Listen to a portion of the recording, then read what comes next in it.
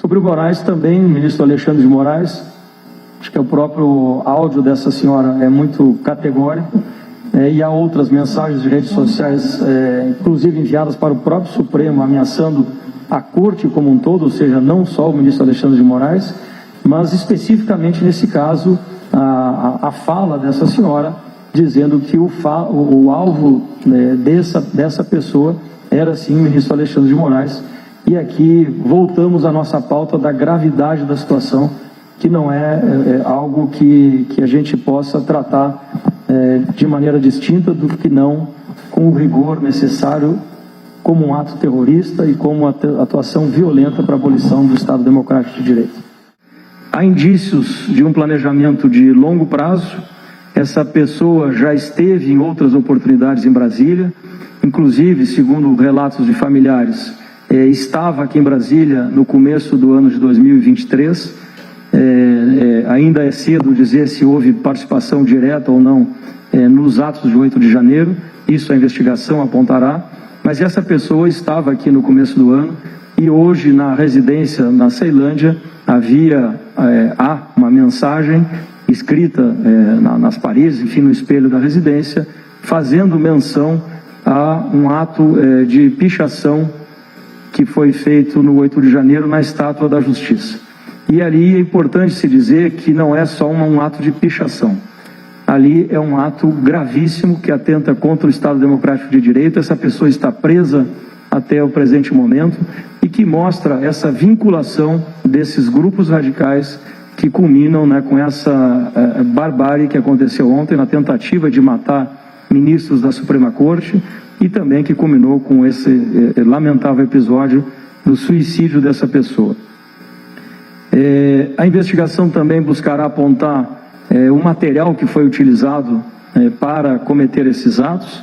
Nós vamos também estudar o processo produtivo para tentar identificar também a origem desse material explosivo, que foram artefatos artesanais, bombas tubo, e que, vejam a gravidade disso, foram construídos de maneira artesanal, mas com um grau de lesividade muito grande, com várias agentes ali com artefatos de fragmentação que simulam uma granada. Então isso, de fato, poderia trazer causar um dano ainda maior se houvesse, enfim, o intento concluído dessa pessoa. Além disso, essa pessoa portava com ela um extintor de incêndio carregado de combustível, de gasolina, que simula também um lança-chamas. Estava com ele no momento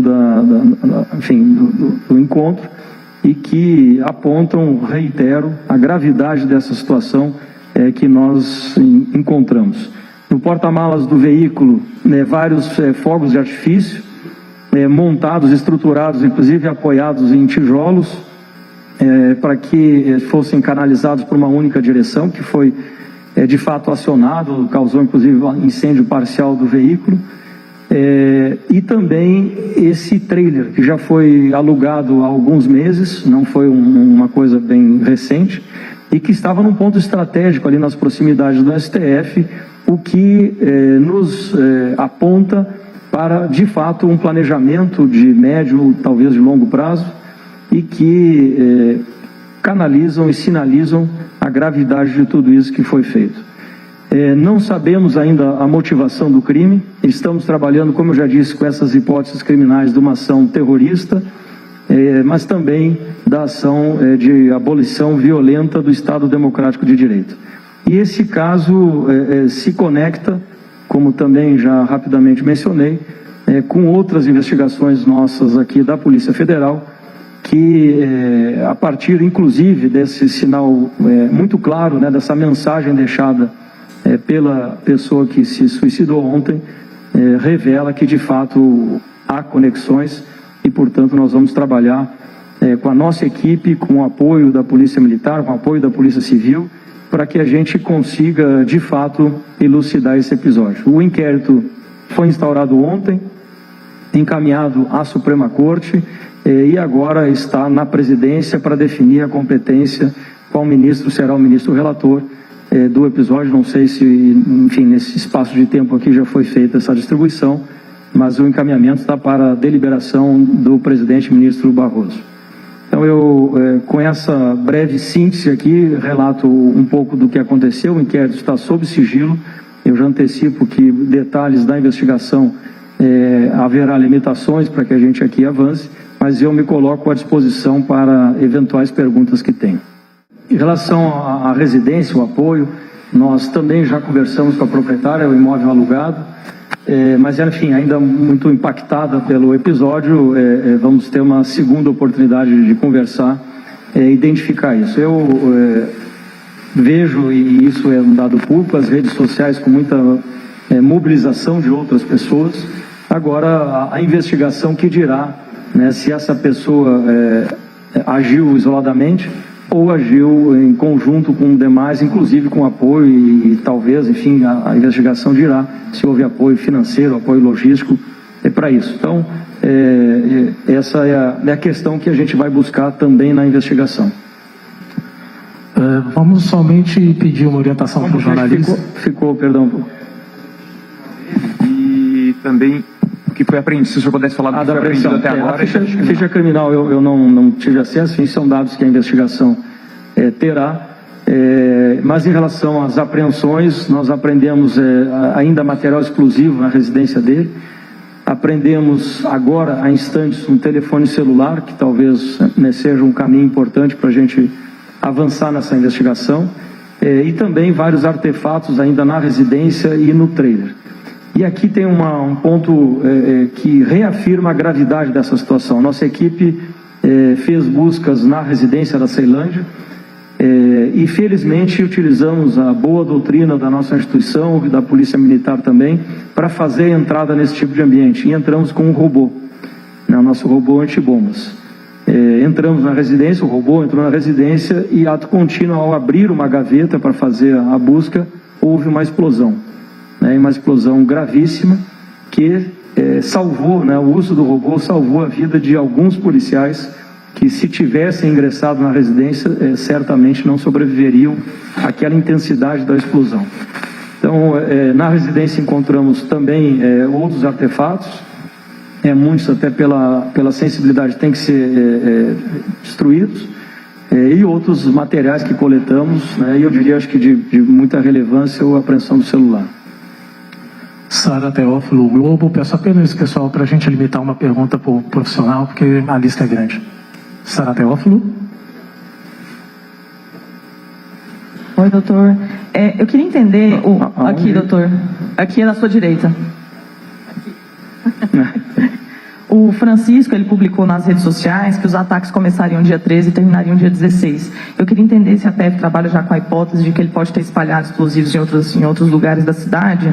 E também queria ouvir do senhor se a PF avalia que houve falha na inteligência, tendo em vista que ele tem publicado já há algum tempo ameaças nas redes sociais, desde quando ele chegou em Brasília. Obrigado. Nós não descartamos nenhuma hipótese de imediato. Há nas redes sociais, ou grupos, eu vi isso ontem ainda, de que outras autoridades teriam, sido objeto dessa ação, o que ainda não se confirmou, mas a gente está trabalhando também com todas as hipóteses. Em relação à atividade de redes sociais, e que bom, Sara, que você traz essa pauta aqui, é importante que definitivamente se tenha uma regulação, que se tenha normas, se tenha regras claras para o uso de redes sociais. Não é possível mais a gente conviver com esse tipo de ação. Esse caso agora talvez mostre ainda de maneira mais clara a necessidade que se tem de termos o acesso à regulação para que as pessoas não fiquem impunes livremente. Então esse, eu acho que o episódio é trágico, mas tem que trazer ensinamentos e gerar oportunidades. Então eu espero que essa seja uma oportunidade para que aí sim a atividade de investigação, atividade preventiva possa se tornar mais efetiva. O que houve foi uma ação muito rápida, tão logo o cenário foi posto, a ação das polícias aqui do Distrito Federal, a atuação da nossa instituição, e agora a gente espera, com o inquérito policial, entender toda a dinâmica desse ocorrido. Eduardo Gonçalves, o Globo. De Diretor, bom dia. Eu queria perguntar se a PF trabalha com a hipótese de que o Francisco era um lobo solitário ou se ele integrava, fazia parte de grupos extremistas. Eduardo, reiterando, né, nós não descartamos nenhuma hipótese. Eu, particularmente, tenho algumas ressalvas com essa expressão do lobo solitário, porque ainda que a ação visível seja individual, por trás dessa ação nunca há só uma pessoa, há sempre um grupo ou ideias de um grupo, ou extremismos radicalistas que levam ao cometimento desses delitos. Então, a ação, de fato, foi uma ação individual, mas a investigação dirá, né, se há outras conexões, se há outras redes, o que está por trás, o que impulsionou essa ação. Então, esse é o nosso esforço. As equipes já estão em campo, não só aqui em Brasília, mas também em Santa Catarina, colhendo todos os elementos possíveis para que a gente consiga avançar. O inquérito, como eu disse, foi distribuído ontem ainda, enfim, está em trâmite lá. Então, logo tenhamos o ministro relator designado, certamente o doutor Coca, enfim, a sua equipe vão adotar outras medidas para que a gente consiga dar efetivamente essa resposta. Mas eu, de antemão, sempre digo, por princípio talvez até, de que essas ações não são ações isoladas, são ações sempre permeadas por outras iniciativas. Paola Cuenca, SDT. Oi, gente, boa tarde. Diretor, eu gostaria de saber qual está sendo a atuação da PF em Rio do Sul, a cidade do homem que cometeu esse atentado, quais investigações acontecem por lá, e ainda como já foi feito, se já foi feito, né, um contato com a família, ex-mulher, filhos, seja para a liberação de corpo, ou entender mesmo se esse homem já tinha algum outro tipo de plano, comunicado à família, o que está acontecendo por lá. Paola, esses detalhes, né, do curso da investigação, eu, por óbvias razões, não posso aqui esclarecer, né, mas o que já tem, enfim, publicamente um vídeo, talvez seja da ex-esposa do cidadão, já relatando algumas coisas em relação a isso. Então, o que eu posso dizer é que sim, a nossa equipe já está não só em Rio do Sul, mas em outras cidades da região. A nossa equipe está em campo, coletando informações, coletando os dados, para que a gente traga a maior quantidade possível de informações, de provas, de elementos, para que a gente consiga, espero eu, num curto espaço de tempo, trazer uma resposta definitiva para esse episódio. Alex Rodrigues, Agência Brasil. Bom dia. Queria retomar a pergunta da colega e pedir que o senhor explicasse um pouco melhor qual que é a linha de investigação, qual que é a hipótese com que as autoridades policiais trabalham para explicar a menção ao dia 16, já que ele é muito claro ao dizer que o jogo acaba dia 16. Eu não tenho esse dado concreto em relação ao dia, são questões que a gente vai poder esclarecer e fazer os necessários vínculos no processo investigatório. O que se pode comentar em relação às nossas hipóteses criminais foi que eu salientei aqui talvez no início.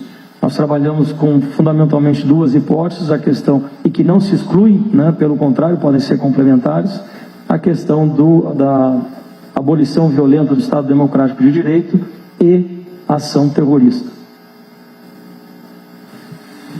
Isabel, CNN.